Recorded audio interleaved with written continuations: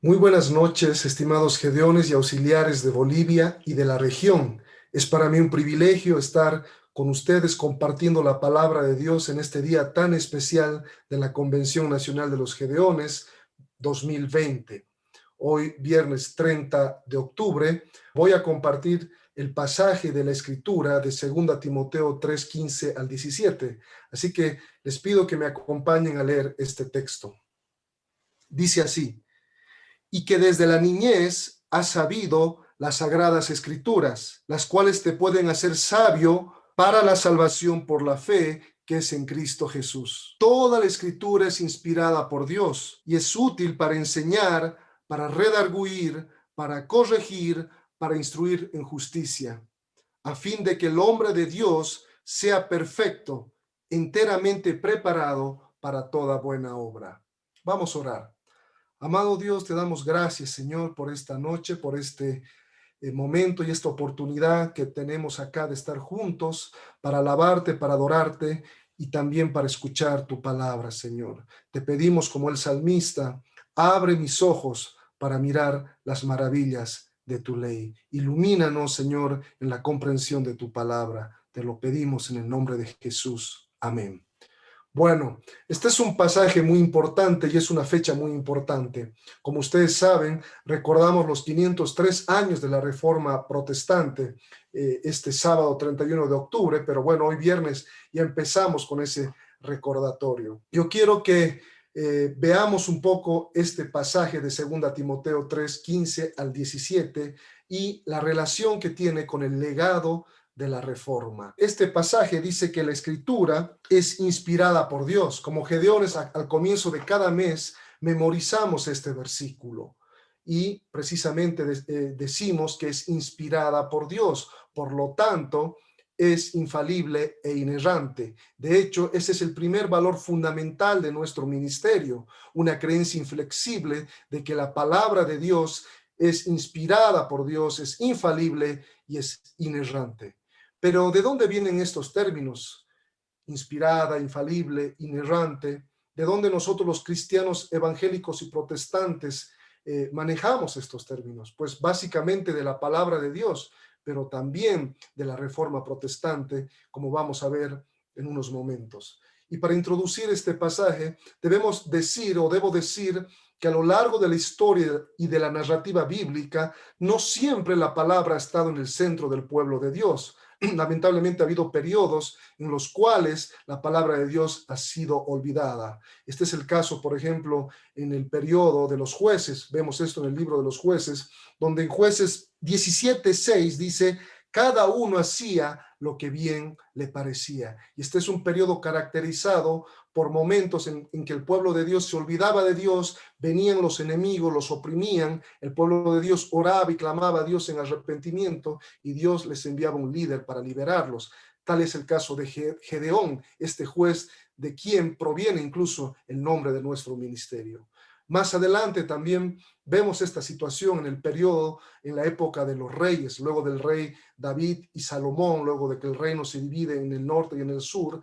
En el reino del sur hubo de vez en cuando reyes buenos que se acordaron de Dios. Y ese es el caso de Josías. La palabra de Dios había estado oculta por mucho tiempo hasta que en el gobierno del rey Josías, esta se redescubre, le traen al rey, este se humilla y lee la palabra. Si ustedes ven en Segunda Reyes 22:11, dice así: y cuando el rey hubo oído las palabras del libro de la ley, rasgó sus vestidos. Inició una reforma sin precedentes. Más adelante también, luego de la cautividad, con Nehemías, el pueblo también tenía que reconstruir las murallas de Jerusalén, pero otra vez se habían olvidado de Dios y Nehemías se frustra ante eso, busca la palabra de Dios, la predica y el pueblo se arrepiente. Y eso es lo que dice precisamente en Nehemías 8:8 al 9, y dice así: y leían el libro de la ley de Dios claramente y ponían el sentido, de modo que entendiesen la lectura.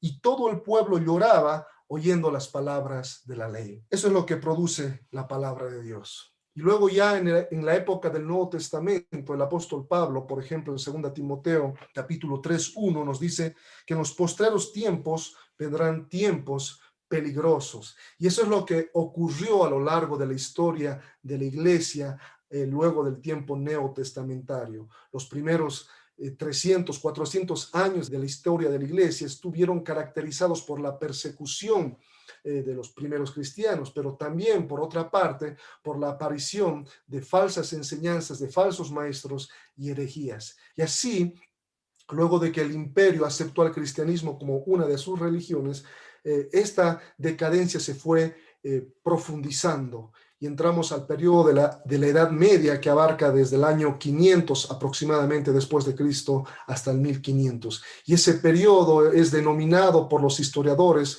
como la era del oscurantismo, el oscurantismo religioso. La palabra de Dios, una vez más, así como en los tiempos de los jueces, de Josías, de Nehemías, se había olvidado y la iglesia en general había entrado en una decadencia espiritual. Y es así que Dios empezó a despertar a la iglesia fiel y a algunos de la otra iglesia. El sacerdote checoslovaco John Hus, quien en 1415 fue quemado en la hoguera solamente por defender las siguientes tres afirmaciones: que Cristo es la cabeza de la iglesia y no el Papa, que la autoridad de la iglesia y del creyente son las escrituras, el cuerpo de Cristo es su iglesia conformada por creyentes genuinos y no los cardenales. Cuando estuvieron quemándolo a John Hus en la hoguera, le decían el ganso de Dios, pues su apellido significa ganso. Cuando lo estaban quemando, le dijo al sacerdote que lo quemaba: hoy vas a quemar a este ganso y lo vas a callar, pero en 100 años Dios levantará un cisne al cual no podrás quemarlo.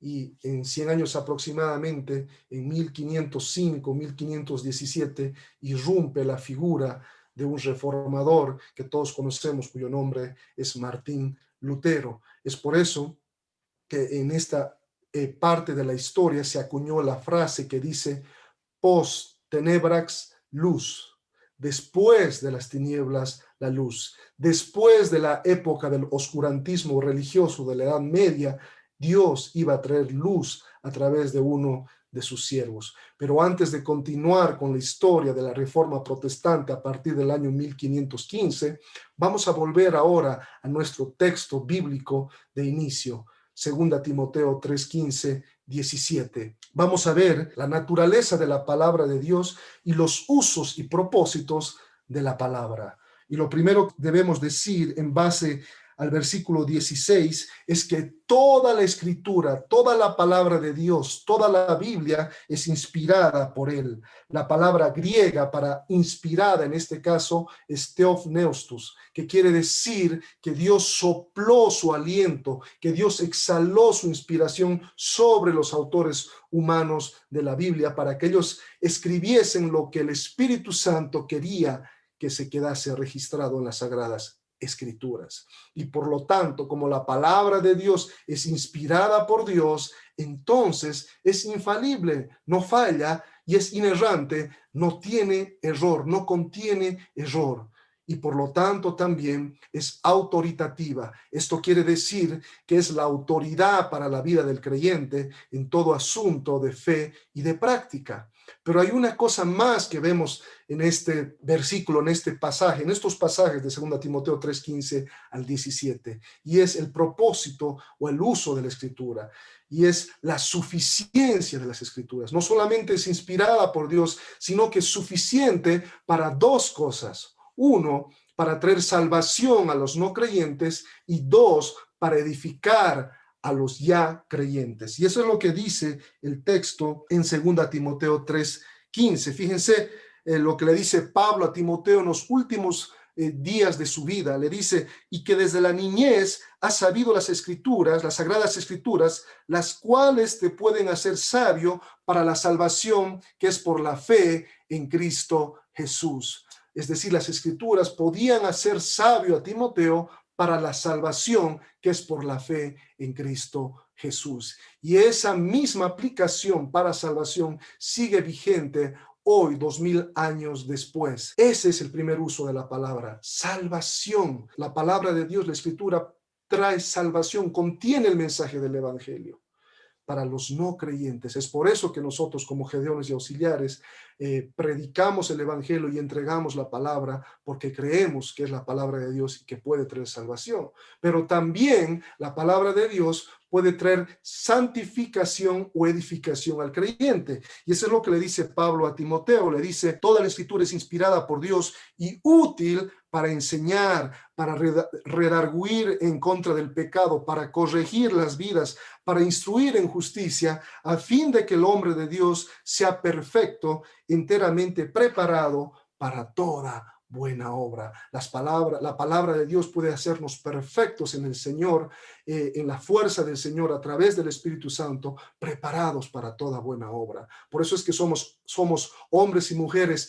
que leen la palabra, que oran, hombres y mujeres de fe, generosos, compasivos, de recto caminar, porque la palabra de Dios produce eso en la vida del creyente. Y eso es lo que precisamente vemos que produjo la Escritura en este periodo denominado de la Reforma Protestante, luego del oscurantismo religioso. Así que voy a volver un poquito a este punto de la historia donde nos quedamos antes de este pasaje, para ilustrar precisamente cómo la Escritura es útil para salvación y es útil para traer edificación. Eso es lo que precisamente trajo en este periodo de la Iglesia, a través de la vida de un hombre común como es Martín Lutero. Hasta este periodo de la historia, nadie podía leer la escritura por su propia cuenta. La escritura no estaba disponible en otros idiomas y tú no podías leer por tu propia cuenta ni enseñarla a riesgo de tu propia vida. Las escrituras estaban apagadas y por lo tanto la vida espiritual de las personas en general y de la iglesia estaba apagada y muerta. Y es en ese periodo que Martín Lutero, en 1505, un destacado ya estudiante de abogacía, ya se estaba graduando, tuvo una experiencia con un rayo que cayó al lado de él. Él tuvo mucho miedo de morir y él dijo, si me salvas, voy a dedicar mi vida al servicio de Dios. Y fue así, se salvó. En 1505 entró a un convento agustino para, en ese momento, pensando él iba a servir a Dios, y fue ordenado en esa iglesia. Y lo curioso, lo irónico de la historia es que cuando Martín Lutero es ordenado en esa iglesia, estaba tirado en el piso, él estaba sobre el cadáver del sacerdote que había quemado 100 años atrás a John Huss. Y alguien dijo que hubiera sido muy bonito que en la historia quedase escrito que cuando John Huss le dijo, hoy vas a quemar a este ganso, pero en 100 años Dios va a levantar un cisne, este sacerdote terrible y perverso le hubiera dicho, sobre mi cadáver. Y 100 años después, Martín Lutero estaba siendo ordenado sobre el cadáver de este monje. Una ironía de la historia. Y Martín Lutero se entregó a ese llamado, pero no encontraba paz en su propia vida, a pesar de que hacía todos los esfuerzos necesarios para buscar de Dios, todas las disciplinas monásticas, él no encontraba paz con Dios. Y luego, 5 años después, en 1510, tuvo una crisis cuando él fue y visitó Roma y vio cómo toda la iglesia y todo el clero estaba pervertido. Y bueno, Martín Lutero un poco fue confrontado y decepcionado con esta situación. Pero pasaron otros 5 años más. En 1515, él ya estaba en Wittenberg, lo habían reclutado para enseñar en una de las mejores universidades que se estaba creando ahí en Wittenberg, y él estaba enseñando del libro de Romanos, ¿no? Y él llegó a este versículo, Romanos 1, 16 y 17. Dice, porque no me avergüenzo del evangelio porque es poder de Dios. Pero el 17 dice, porque en el evangelio la justicia de Dios se revela por fe y para fe, como está escrito, mas el justo por la fe vivirá. Mas el justo por la fe vivirá. Hasta este punto, en la versión de la Biblia que Martín Lutero leía, que era la de latín, él entendía que esa justicia de Dios, para ser justo, él tenía que alcanzarla. La palabra en latín para la justicia de Dios era justificare, es decir, él tenía que llegar a ser justo si es que ponía su fe en Jesús, pero al mismo tiempo se esforzaba por cumplir todos los sacramentos y penitencias. Y es por eso que él siempre se sentía en falta con Dios. Él, al tener una mentalidad de abogado, siempre pensaba que violaba la ley de Dios, que quebrantaba la ley de Dios. Pero cuando él leyó este versículo y luego lo leyó en el original, que es el griego koiné, en el cual fue escrito el Nuevo Testamento, él se dio cuenta que la palabra para justicia de Dios era dikaio sune, que no significaba llegar a ser justo, sino más bien era considerado ser justo, ser contado como justo, ser declarado como justo por la fe en Cristo Jesús, pero no por su propia justicia, sino por la justicia externa, la justicia de alguien más, una justicia foránea, alienum de alguien más. Esa era la justicia de Cristo. Y cuando Lutero entendió que esta palabra significaba que Dios podía imputarle la justicia de Cristo, transferirle la justicia de Cristo a su cuenta para que él pueda ser salvo, él dijo, wow, lo que está queriendo decir acá Pablo es que la justicia por la cual yo seré salvo no es la mía propia, sino la justicia de Cristo. Que cuando yo pongo mi fe en Cristo Jesús, mis pecados son transferidos a Él en la cruz de alguna manera, y la justicia de Cristo, la vida santa y perfecta de Cristo, es transferida a mi cuenta, por lo cual yo puedo ser salvo por la fe en Él. Y Lutero dijo, wow, cuando descubrí esto, las puertas del paraíso se me abrieron y caminé hacia ellas. Y entré. Y es así que él recuerda que nació por el poder del Espíritu Santo, nació de nuevo espiritualmente, cuando él comprendió esta verdad bíblica que la vemos claramente en todo el libro de Romanos y en todo el Nuevo Testamento. Y Lutero estaba experimentando esta situación ya en 1515. Pero luego avanzamos un poquito más al 31 de octubre de 1517, un día como hoy, y el Papa León X estaba construyendo la Basílica de San Pedro y se había quedado sin recursos. Entonces emitió unas indulgencias, como ya les dije, unos certificados para venderlos y sacar las almas del purgatorio, y envió a su delegado a Sajonia, Alemania, a John Tetzel. Y John Tetzel vendía las indulgencias manipulando a la gente. Y él decía, apenas la moneda en el cofre suena, el alma del purgatorio al cielo vuela. Y eso fue algo que le disgustó totalmente a Martín Lutero, porque obviamente esto era contrario a la palabra de Dios y era contrario a su propia experiencia. Y es así que ese día, un 31 de octubre de 1517, él fue a la puerta de la iglesia del castillo en Wittenberg y clavó las 95 tesis, que eran 95 declaraciones o párrafos en el cual él reclamaba esa exageración, esa manipulación en la venta de las indulgencias. Y esa era la manera en que en ese tiempo se pedía un debate. Algunos estudiantes de Wittenberg tradujeron las 95 tesis del latín al idioma del pueblo y en 2 semanas estas tesis estaban en toda Alemania y en un mes en toda Europa. Y hasta que llegaron incluso al Papa. Y el Papa, cuando las leyó, dijo, esto no es nada más que unas diatribas de un monje borracho, ya se le pasará.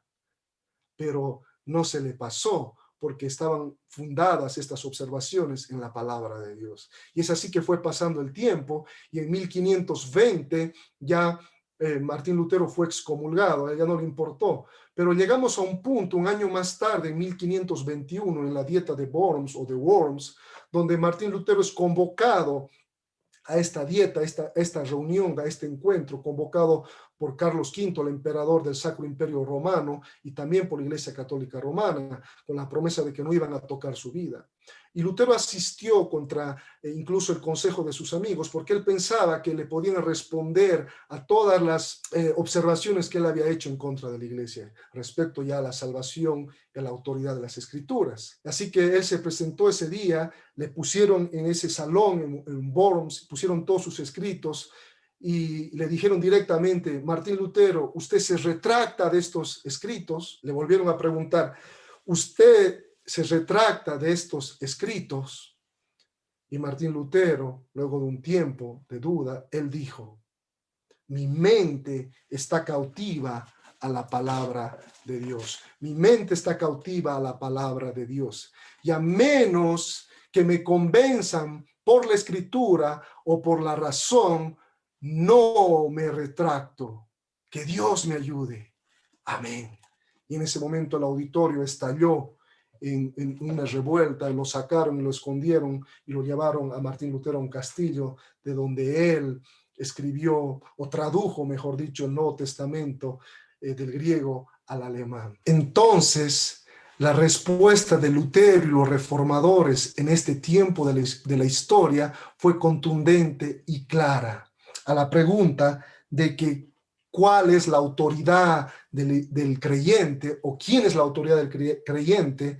La Reforma respondió diciendo: la Escritura es la suprema autoridad de fe y práctica del creyente. Su autoridad se fundamenta en la inspiración divina, en su infalibilidad y en su inerrancia. Solo la Escritura es infalible e inerrante y es autoritativa, no un papa o no un líder. Y eso es lo que vimos en 2 Timoteo capítulo 3, versículo 15 y 16.